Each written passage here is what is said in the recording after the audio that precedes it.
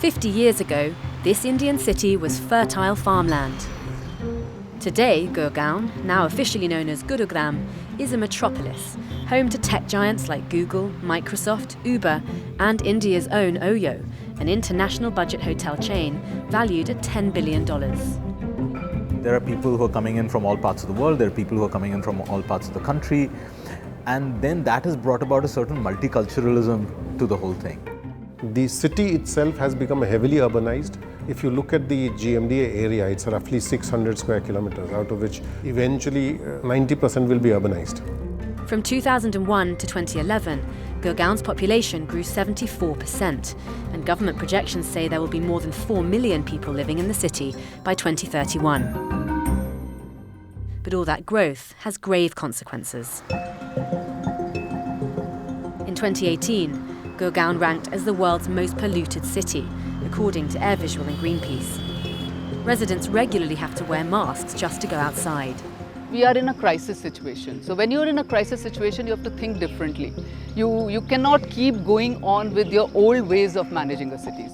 To do that, though, Gurgaon's residents will need the help of the tech companies that shape the city into what it is today, for better and for worse.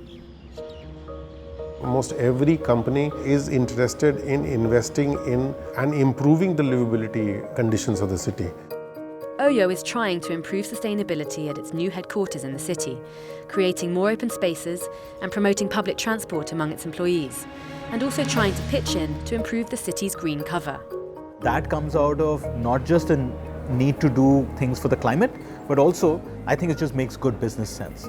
You can be despondent that this is never going to be enough, but you've got to kind of take those small little steps and say, okay, can I make a difference? Residents can also source ideas from Bangalore. Officially known as Bengaluru, it's a tech hub 1,300 miles to the south with similar problems. Efforts at the Amazon offices there include collecting rainwater, eliminating single-use plastics, and encouraging partners to use compressed natural gas in delivery vehicles. Packaging free shipment is something that we do in India, where based on the distance from the buyer and the inventory, we determine whether you need a secondary packaging or not.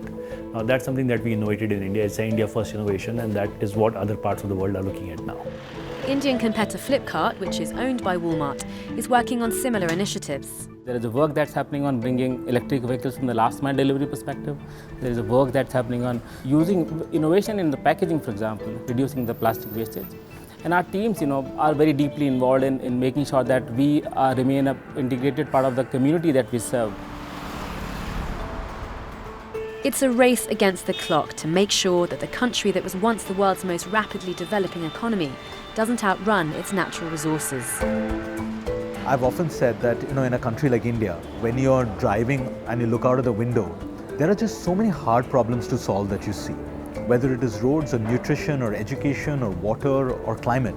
In every one of those places, one can use technology to solve for a problem which cannot be solved in a traditional way.